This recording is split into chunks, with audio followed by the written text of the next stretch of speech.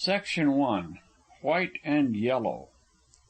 San Francisco Bay is so large that often its storms are more disastrous to ocean-going craft than is the ocean itself in its violent moments. The waters of the bay contain all manner of fish, wherefore its surface is plowed by the keels of all manner of fishing boats manned by all manner of fishermen. To protect fish from this motley floating population, many wise laws have been passed, and there is a fish patrol to see that these laws are enforced. Exciting times are the lot of the fish patrol. In its history, more than one dead patrolman has marked defeat, and more often dead fishermen across their illegal nets have marked success. Wildest among the fisherfolk may be accounted the Chinese shrimp catchers. It is the habit of the shrimp to crawl along the bottom in vast armies till it reaches fresh water, then it turns about and crawls back again to the salt. And where the tide ebbs and flows, the Chinese sink great bag nets to the bottom, with gaping mouths, into which the shrimp crawls, and from which it is transferred to the boiling pot. This in itself would not be bad, were it not for the small mesh of the nets, so small that the tiniest fishes, little new hatched things not a quarter of an inch long, cannot pass through. The beautiful beaches of Points Pedro and Pablo, where are the shrimp catchers' villages, are made fearful by the stench from myriads of decaying fish, and against this wasteful destruction it has ever been the duty of the fish patrol to act. When I was a youngster of 16, a good sloop sailor and all-round bay waterman, my sloop, the Reindeer, was chartered by the Fish Commission, and I became for the time being a deputy patrolman. After a deal of work among the Greek fishermen of the upper bay and rivers, where knives flashed at the beginning of trouble and men permitted themselves to be made prisoners only after a revolver was thrust in their faces, we hailed with delight an expedition to the lower bay against the Chinese shrimp catchers.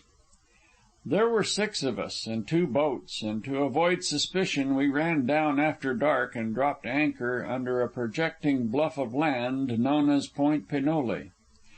As the east paled with the first light of dawn, we got under way again, and hauled close on the land breeze as we slanted across the bay toward Point Pedro. The morning mists curled and clung to the water so that we could see nothing, but we busied ourselves driving the chill from our bodies with hot coffee. Also, we had to devote ourselves to the miserable task of bailing, for in some incomprehensible way the Reindeer had sprung a generous leak. Half the night had been spent in overhauling the ballast and exploring the seams, but the labor had been without avail. The water still poured in, and perforce we doubled up in the cockpit and tossed it out again. After coffee, 3 of the men withdrew to the other boat, a Columbia River salmon boat, leaving 3 of us in the Reindeer. Then the 2 craft proceeded in company till the sun showed over the eastern skyline. Its fiery rays dispelled the clinging vapors, and there before our eyes, like a picture, lay the shrimp fleet, spread out in a great half-moon, the tips of the crescent fully 3 miles apart, and each junk moored fast to the buoy of a shrimp net. But there was no stir, no sign of life. The situation dawned upon us. While waiting for slack water in which to lift their heavy nets from the bed of the bay, the Chinese had all gone to sleep below. We were elated, and our plan of battle was swiftly formed.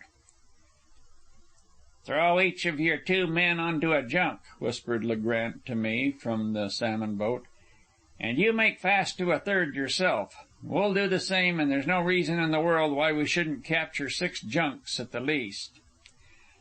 Then we separated, and I put the Reindeer about on the other tack, ran up under the lee of a junk, shivered the mainsail into the wind and lost headway, and forged past the stern of the junk so slowly and so near that one of the patrolmen stepped lightly aboard. Then I kept off, filled the mainsail, and bore away for a second junk. Up to this time there had been no noise, but from the first junk captured by the salmon boat an uproar now broke forth. There was shrill Oriental yelling, a pistol shot, and more yelling. "It's all up. They're warning the others," said George, the remaining patrolman, as he stood beside me in the cockpit. By this time we were in the thick of the fleet, and the alarm was spreading with incredible swiftness. The decks were beginning to swarm with half-awakened and half-naked Chinese. Cries and yells of warning and anger were flying over the quiet water, and somewhere a conch shell was being blown with great success. To the right of us I saw the captain of a junk chop away his mooring line with an axe and spring to help his crew at the hoisting of the huge outlandish lug sail. But to the left the first heads were popping up from below on another junk, and I rounded up the Reindeer alongside long enough for George to spring aboard. The whole fleet was now under way. In addition to the sails, they had gotten out long sweeps, and the bay was being ploughed in every direction by the fleeing junks. I was now alone in the Reindeer, seeking feverishly to capture a third prize. The first junk I took after was a clean miss, for it trimmed its sheets and shot away surprisingly into the wind. By fully half a point it outpointed the Reindeer, and I began to feel respect for the clumsy craft. Realizing the hopelessness of the pursuit, I filled away, threw out the mainsheet, and drove down before the wind upon the junks to leeward, where I had them at a disadvantage. The one I selected wavered indecisively before me, and as I swung wide to make the boarding gentle, filled suddenly and darted away, the swart Mongols shouting a wild rhythm as they bent to the sweeps. But I had been ready for this. I luffed suddenly. Putting the tiller hard down and holding it down with my body, I brought the main sheet in, hand over hand on the run, so as to retain all possible striking force. The two starboard sweeps of the junk were crumpled up, and then the two boats came together with a crash. The Reindeer's bowsprit, like a monstrous hand, reached over and ripped out the junk's chunky mast and towering sail.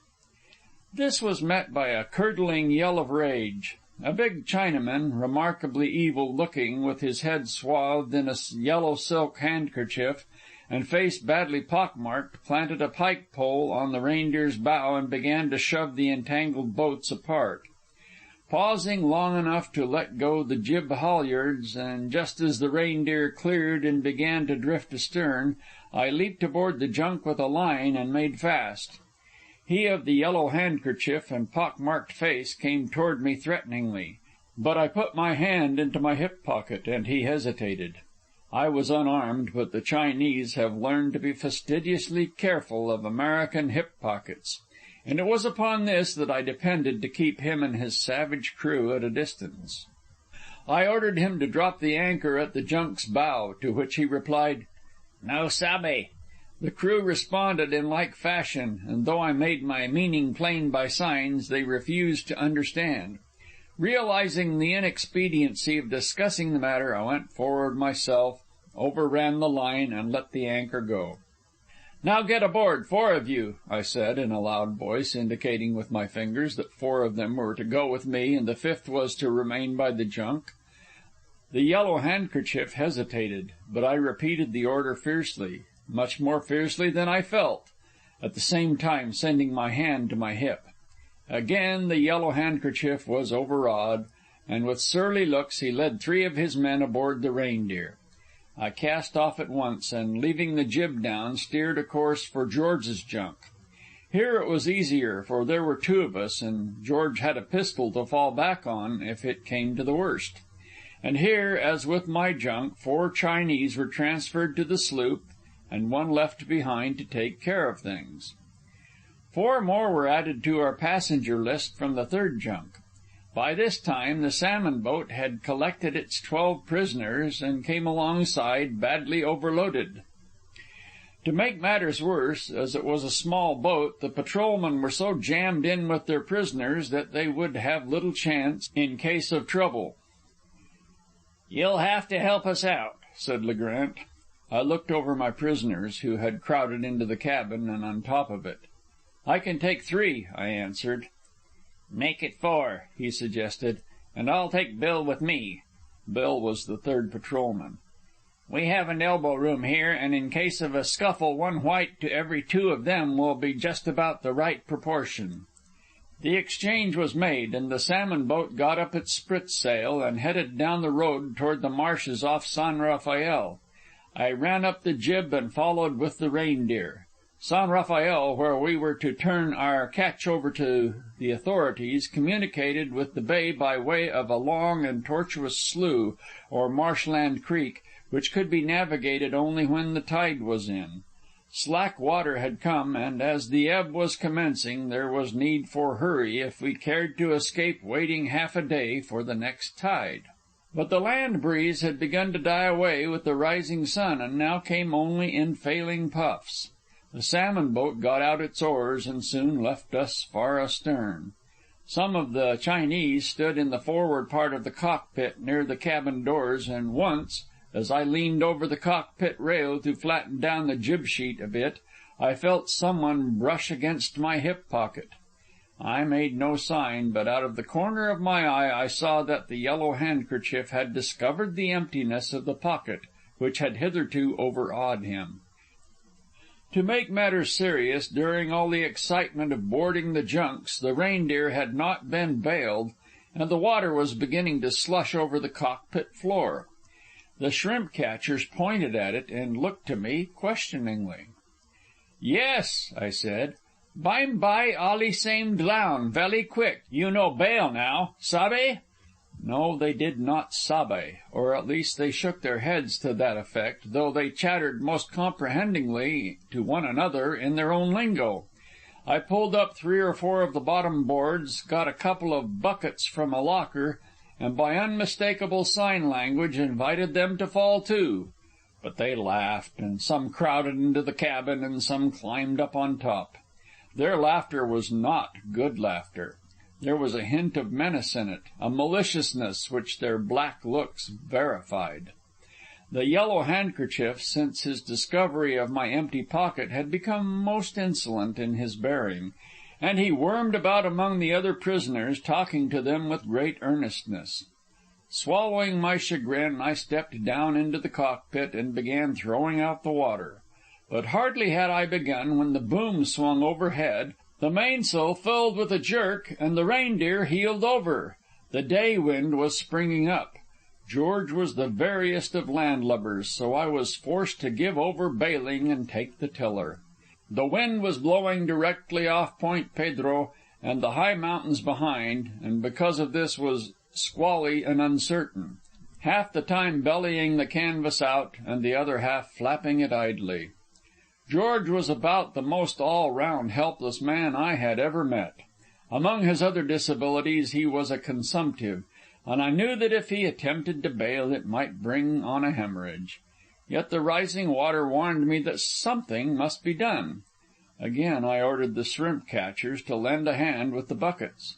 They laughed defiantly, and those inside the cabin, the water up to their ankles, shouted back and forth with those on top. "You'd better get out your gun and make them bail," I said to George. But he shook his head and showed all too plainly that he was afraid. The Chinese could see the funk he was in as well as I could, and their insolence became insufferable.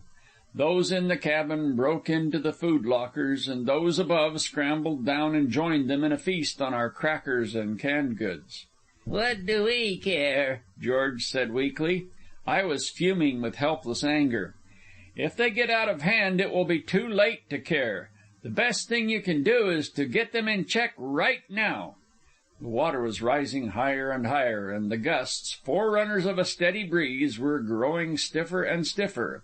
And between the gusts, the prisoners, having gotten away with a week's grub, took to crowding first to one side and then to the other, till the Reindeer rocked like a cockleshell. Yellow Handkerchief approached me, and pointing out his village on the Point Pedro beach, gave me to understand that if I turned the Reindeer in that direction and put them ashore, they in turn would go to bailing. By now the water in the cabin was up to the bunks, and the bedclothes were sopping. It was a foot deep on the cockpit floor. Nevertheless, I refused, and I could see by George's face that he was disappointed. "If you don't show some nerve, they'll rush us and throw us overboard," I said to him. "Better give me your revolver if you want to be safe." "The safest thing to do," he chattered cravenly, "is to put them ashore. I, for one, don't want to be drowned for the sake of a handful of dirty Chinamen." "And I, for another, don't care to give in to a handful of dirty Chinamen to escape drowning," I answered hotly. "You'll sink the Reindeer under us all at this rate," he whined, "and what good that'll do I can't see." "Every man has his taste," I retorted. He made no reply, but I could see he was trembling pitifully. Between the threatening Chinese and the rising water, he was beside himself with fright. And, more than the Chinese in the water, I feared him and what his fright might impel him to do. I could see him casting longing glances at the small skiff towing astern, so in the next calm I hauled the skiff alongside. As I did so, his eyes brightened with hope.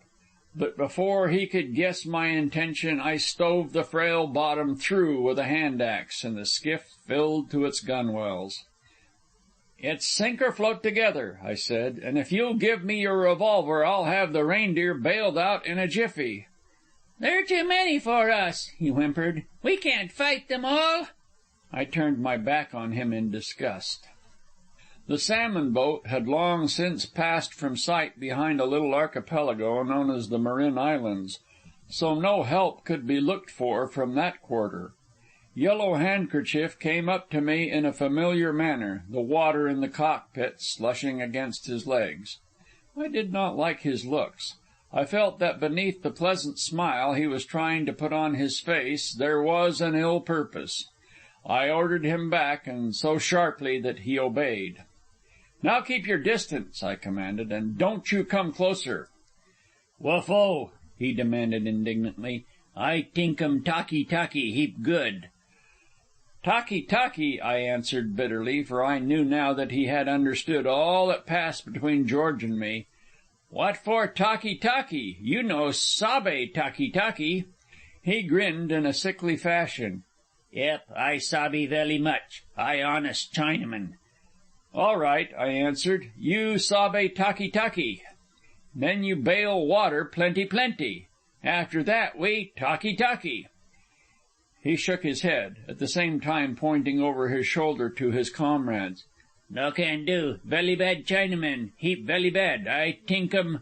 "Stand back!" I shouted, for I had noticed his hand disappear beneath his blouse and his body prepare for a spring. Disconcerted, he went back into the cabin. To hold a council, apparently, from the way the jabbering broke forth. The Reindeer was very deep in the water, and her movements had grown quite loggy. In a rough sea she would have inevitably swamped, but the wind, when it did blow, was off the land, and scarcely a ripple disturbed the surface of the bay.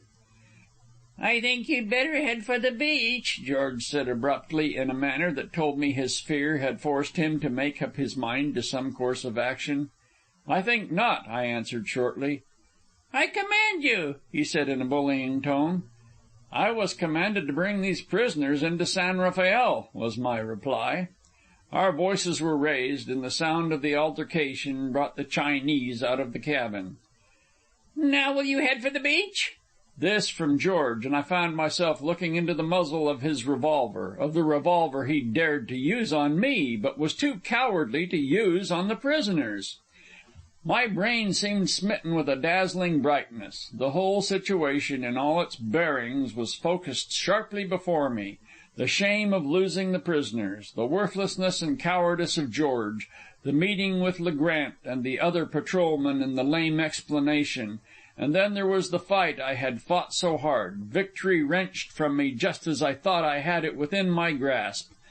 And out of the tail of my eye I could see the Chinese crowding together by the cabin doors and leering triumphantly. It would never do.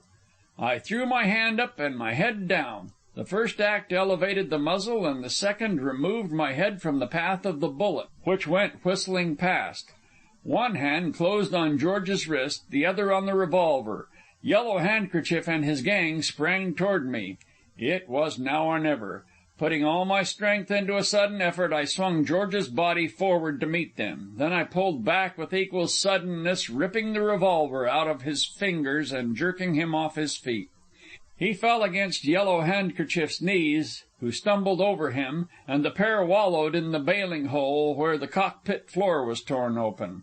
The next instant I was covering them with my revolver, and the wild shrimp catchers were cowering and cringing away. But I swiftly discovered that there was all the difference in the world between shooting men who are attacking and men who are doing nothing more than simply refusing to obey. For obey they would not when I ordered them into the bailing hole. I threatened them with the revolver, but they sat stolidly in the flooded cabin and on the roof and would not move. 15 minutes passed, the Reindeer sinking deeper and deeper, her mainsail flapping in the calm. But from off the Point Pedro shore I saw a dark line form on the water and travel toward us. It was the steady breeze I had been expecting so long. I called to the Chinese and pointed it out. They hailed it with exclamations. Then I pointed to the sail and to the water in the Reindeer, and indicated by signs that when the wind reached the sail, what of the water aboard we would capsize. But they jeered defiantly, for they knew it was in my power to luff the helm and go the main sheet, so as to spill the wind and escape damage. But my mind was made up. I hauled in the main sheet a foot or two, took a turn with it, and bracing my feet put my back against the tiller. This left me one hand for the sheet and one for the revolver.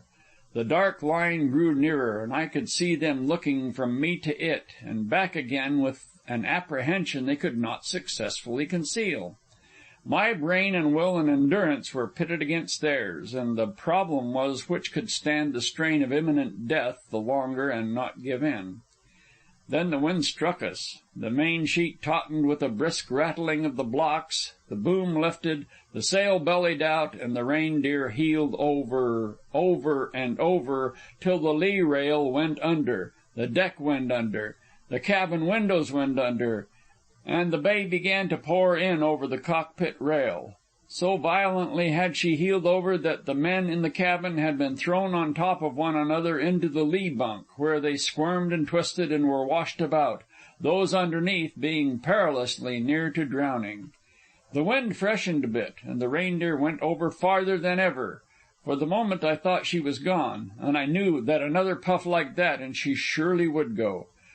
While I pressed her under and debated whether I should give up or not, the Chinese cried for mercy.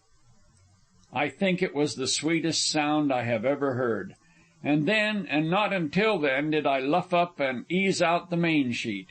The Reindeer righted very slowly, and when she was on an even keel was so much awash that I doubted if she could be saved.